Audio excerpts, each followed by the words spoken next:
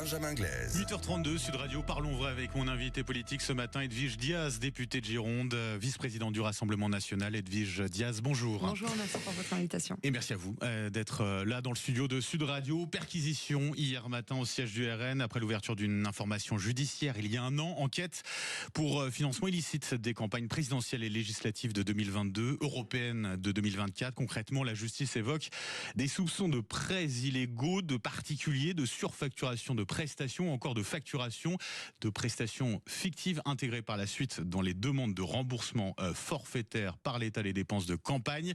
Question, le RN a-t-il quelque chose à se reprocher, Edwige Diaz ? Non, pas du tout. Nous sommes absolument innocents des faits qui sont vraisemblablement en train de nous être reprochés. Et surtout, ce qui est grave dans cette affaire, et d'ailleurs, c'est très anxiogène, là, les mots que vous avez employés. En gros, on est en train de dire que nos militants sont devenus, en quelque sorte, des banquiers clandestins. Alors, je vais rappeler plusieurs choses. Déjà, je vais dire que si aujourd'hui nous sommes obligés de demander, d'en appeler à la générosité de nos adhérents, de nos militants, c'est parce que aucune banque française ne souhaite nous prêter, d'une part, et d'autre part... C'est toujours le cas aujourd'hui ? C'est toujours le cas aujourd'hui, okay. et d'autre part, on se souvient de la promesse d'Emmanuel Macron qui date de 2017, à savoir la création d'une banque de la démocratie. Donc ça, c'est une promesse qui est tombée aux oubliettes. Donc aujourd'hui, pour qu'on puisse se présenter aux élections, parce que les Français veulent qu'on se présente aux élections, d'ailleurs ils votent pour nous et je les en remercie, eh bien le seul moyen que nous avons trouvé pour financer nos campagnes, c'est d'en appeler auprès de nos adhérents, ce qui n'est absolument pas illégal.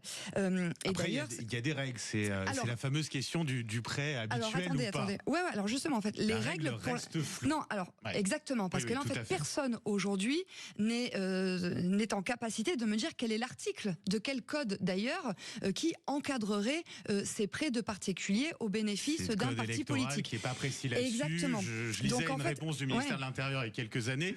C'est à l'appréciation du juge. C'est ça qui est fou, en fait. C'est que donc nous sommes dans une zone grise. Il n'y a pas de codification en la matière. Il n'y a pas de définition en la matière. Il n'y a même pas de jurisprudence en la matière.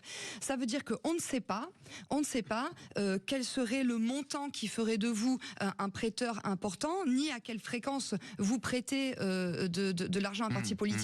Donc voilà, tout ça est très très flou, mais l'objectif en fait dans tout ça, c'est d'essayer de nous asphyxier financièrement, c'est d'essayer de faire peur à nos adhérents, à nos militants, à nos prêteurs, puisqu'en fait si vous n'êtes pas financé ni par une banque qui ne veulent pas, ni par une banque de la démocratie qui n'existe pas, et que maintenant vous voulez empêcher les particuliers de vous prêter, l'objectif c'est bien évidemment de vous asphyxier financièrement, parce qu'en fait comme le système n'arrive pas à nous combattre dans les urnes, il essaye de nous asphyxier financièrement. Jean-Philippe Tanguy, député RN de la Somme, dénonce les magouilles d'un système. C'est quoi précisément le système et c'est qui ? Est-ce que vous le savez ? Écoutez, moi, je pense que les Français sont leur opinion en la matière. Moi, ce que je veux vous dire, c'est que... Ils sont peut-être moins informés que vous à ce sujet. Non, mais en tout cas, ce qu'on constate, quand même avec étonnement, c'est que plus nous nous rapprochons du pouvoir, plus nous sommes élevés dans les sondages, plus il est confirmé que Marine Le Pen et Jordan Bardella sont les personnalités politiques préférées des Français, et bien plus il y a une sorte d'acharnement judiciaire à notre rencontre. On le voit bien avec toutes ces pseudo-affaires qui naissent. Là, cette semaine, c'était 3 affaires quasiment. Et donc, voilà, les Français ne sont pas dupes. Alors, et je pense que c'est vraiment la démonstration que le seul parti de résistance, le seul parti qui va combattre ce système, c'est le Rassemblement National. Et c'est pour ça que je lance un appel aux adhésions en faveur du Rassemblement National. Nous sommes le seul à protéger les Français. C'est qui le système ? Je vous fais plusieurs propositions. C'est Emmanuel Macron, c'est certains magistrats, ce sont des grandes fortunes de France, je sais pas, la famille Hermès qui est passée en tête, Bernard Arnault, Vincent Bolloré ? Non, je dirais pas ça, mais en tout cas, Emmanuel Macron, oui, fait partie incontestablement du système, c'est sûr. Donc c'est lui qui a la main dessus ? Non, c'est pas ce que je vous dis, parce que je suis pas dans le complot, mais en tout cas, je vous fais part de mon étonnement sur l'acharnement à l'encontre du premier parti d'opposition. Et puis regardez ce qui s'est passé hier, cette mise en scène. Enfin, on a été traités, la perquisition que nous avons subie hier, nous avons été traités, nous, premier parti de France, premier parti d'opposition, pire que les grandes organisations criminelles. On a quand même une vingtaine de policiers qui ont débarqué à notre siège tôt le matin avec des gilets pare-balles, avec des armes, avec des magistrats magistrat. Qui est assez alors classique que, sur une perquisition. Pas sur cette ampleur, non, parce qu'attendez, qu'est-ce que sont venus chercher ces enquêteurs? Ils sont venus chercher des documents, des conventions, des contrats de prêt.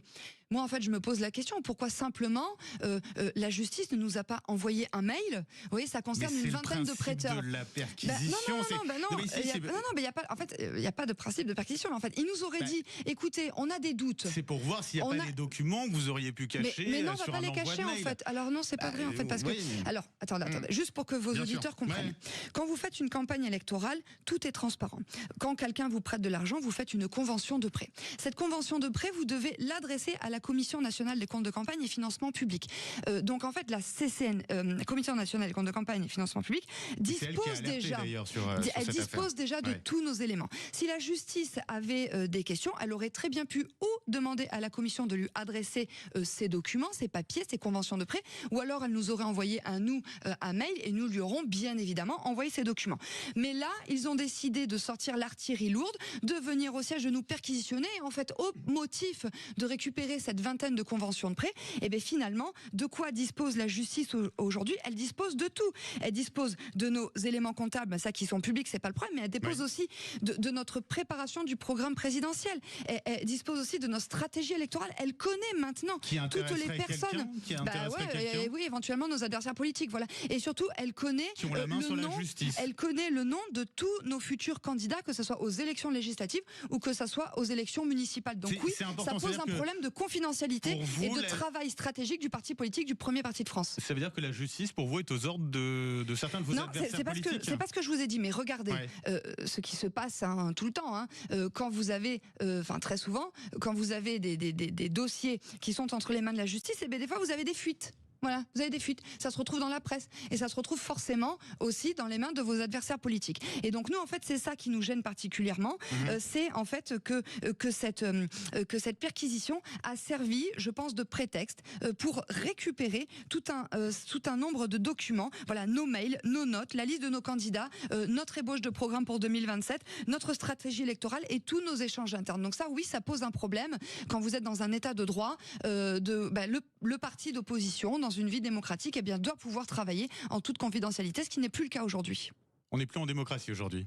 Non, je vous dis pas qu'on n'est plus en démocratie, mais je vous dis que dans une démocratie, dans une vitalité normale démocratique, eh bien, le premier parti d'opposition devrait pouvoir travailler en toute sérénité, en toute confidentialité, sans que ces documents soient entre les mains de la justice et potentiellement de ses adversaires politiques. Si je vais jusqu'au bout, la seule solution aujourd'hui pour sauver ou en tout cas sauvegarder la démocratie, c'est que le RN arrive au pouvoir? Bah oui, je le dis.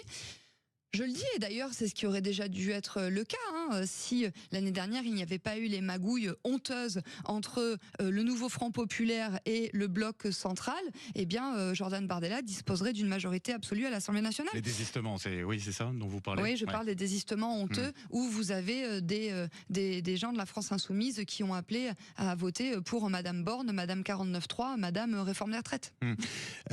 Vous parlez d'acharnement. Tout de même, le siège du RN n'est pas le premier siège de parti à être perquisitionné. Celui de Renaissance a déjà été perquisitionné, celui des LR a déjà été perquisitionné, celui du MoDem a déjà été perquisitionné, celui du PS a déjà été perquisitionné, et puis on s'en souvient aussi, celui de la France Insoumise, La République c'est moi, Jean-Luc Mélenchon.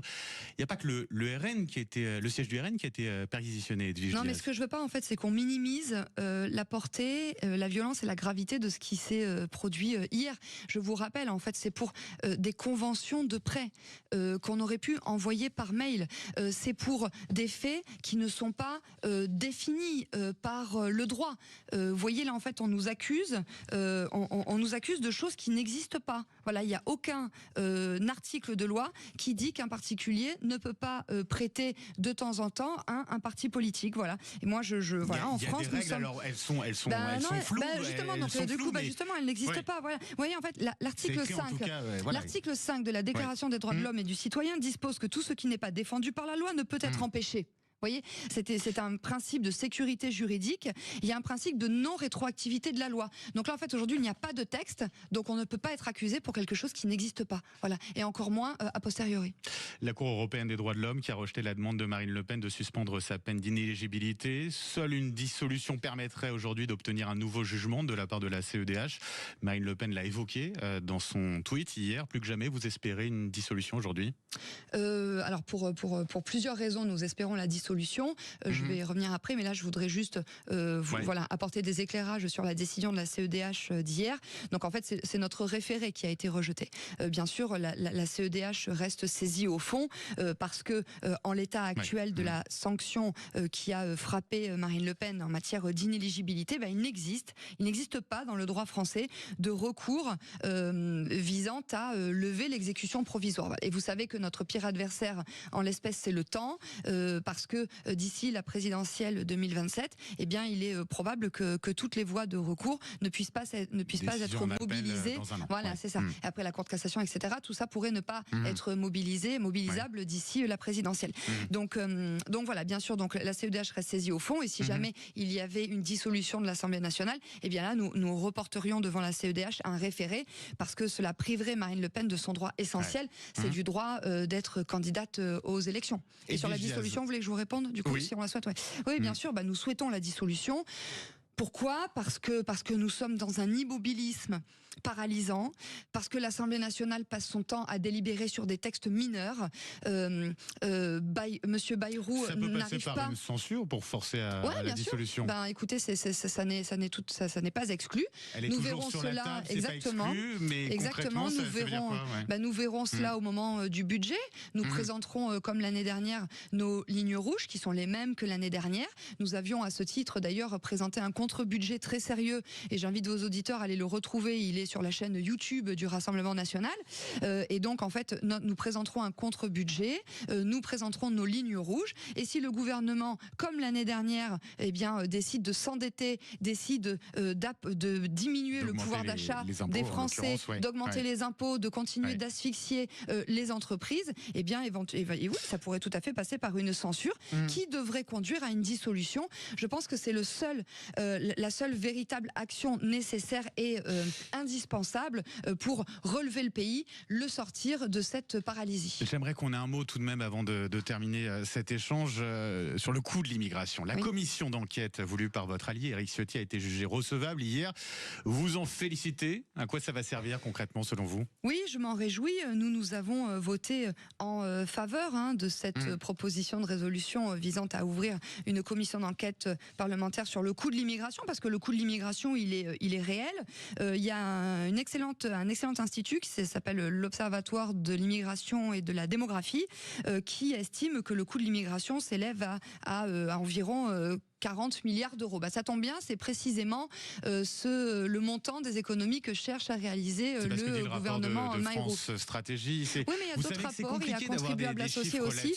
Non, mais des chiffres, on en a en fait. Voilà, des chiffres, on en a. On sait, par exemple, le coût d'un mineur non accompagné. On sait que les prestations sociales non contributives coûtent excessivement cher. L'aide médicale d'État, pareil. L'hébergement d'urgence, idem. Donc vous voyez, il y a beaucoup d'économies à faire, et je voudrais saluer une tribune qu'a rédigée Marine il y a quelques jours, qui est parue chez vos confrères du Figaro, qui précise exactement en fait l'incompétence et même la fourberie, quelque part, la tartufferie de Monsieur Retailleau en la matière, puisque depuis que Monsieur Retailleau est ministre de l'Intérieur, tous les voyants sont au rouge, tous les chiffres ont explosé, que ça soit les titres de séjour, que ça soit les accès à la nationalité française, que ça soit le nombre d'exécutions d'OQTF, pareil, qui est infime, et donc voilà. C'est ça. Donc il y a un vrai sujet sur l'immigration, et je pense qu'il est temps qu'une commission d'enquête se penche réellement sur le sujet. Edwige Diaz, pour conclure, la France qui va bientôt prêter la tapisserie de Bayeux au Royaume-Uni. Je ne sais pas si ça vous inspire quelque chose en particulier. Écoutez, si c'est un prêt, pourquoi pas. Moi, je me réjouis dès lors qu'il y a un rayonnement culturel français. Je préfère bien évidemment que les œuvres d'art restent dans notre pays, mais s'il s'agit que d'un prêt, écoutez, tant mieux si ça permet à plus de personnes d'admirer cette œuvre. Écoutez, ma foi, c'est une bonne chose. Moi, voilà, je suis très favorable au rayonnement de la France et surtout quand ça passe par l'art et par la culture. Merci beaucoup, Merci à vous. Edwige Diaz, d'avoir été avec nous ce matin sur Sud Radio, députée de Gironde, vice-présidente du Rassemblement national. Très bonne journée. Merci. À vous, 8h47 sur Sud Radio. Dans un instant, vous prenez la parole. 0826 300 300. Vous nous appelez pour partager un coup de gueule, un coup de cœur. C'est Manu qui vous attend au standard. Et puis moi, je vous accueille juste après ça. Sud Radio.